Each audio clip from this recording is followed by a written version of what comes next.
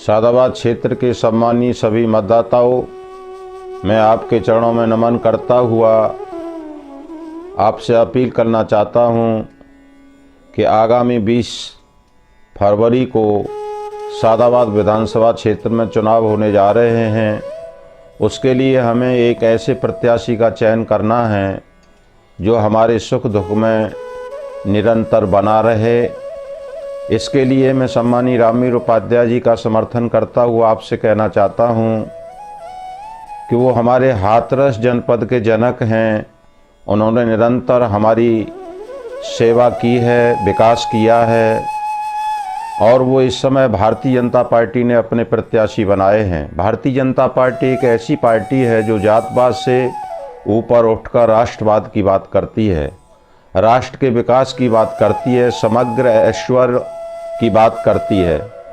इसलिए प्रिय मतदाताओं, मैं आपसे कहना चाहता हूं कि मैंने सादाबाद विधानसभा क्षेत्र के करीब 80% गांवों का भ्रमण किया है और उस भ्रमण के उपरांत मैंने यह पाया है, ये निश्चय किया है कि भारतीय जनता पार्टी की जीत सुनिश्चित है।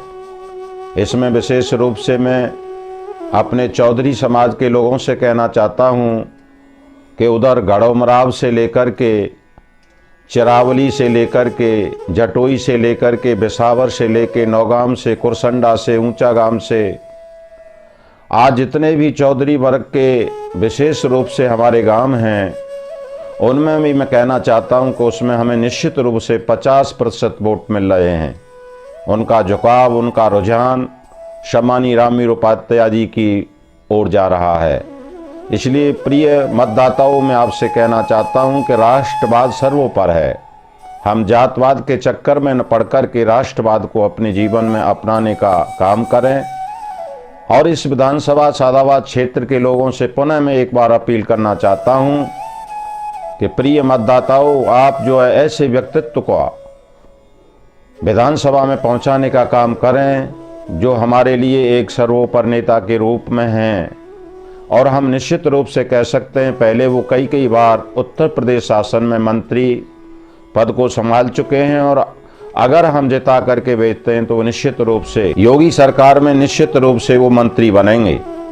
कल जो है 14 तारीख में हमारे बहुत ही यशस्वी मुख्यमंत्री योगी आदित्यनाथ जी पधारे थे। उनकी विशाल जनसमूह को देख करके ऐसा लग रहा था कि मानो सारा विधानसभा क्षेत्र भाजपा में हो गया है।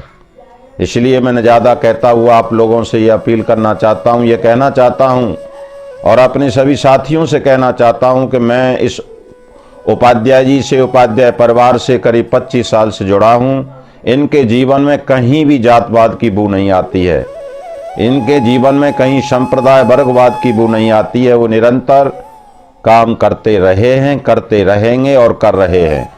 इस चुनाव को हम श्रीमती सीमा उपाध्याय जी की अध्यक्षता में लड़ रहे हैं और हमारी वैदिक संस्कृति यह कहती है, यत् नारिस्तु पूज्यन्ते रमन्ते तत्र देवता। जहाँ नारी का सम्मान होता है वहाँ पर देवता लोग निवास करते हैं, वहाँ स्वर्ग का वातावरण बनता है, वहाँ विकास का वातावरण बनता है।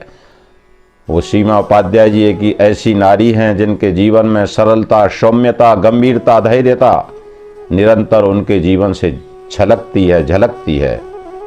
तो इसलिए प्रिय मतदाताओं, आओ हम सब मिलजुल करके इस चुनाव में हम आग लगाने का काम न करें, आग बुझाने का काम करें।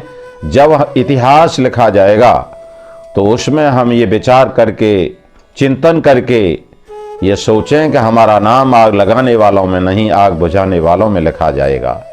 इसलिए आओ मिलजुल करके हम आगे बढ़ें। जिसको निज भाषा तथा निज देश पर अभिमान है, वह नर नहीं पशु नरा और मृतक समान है।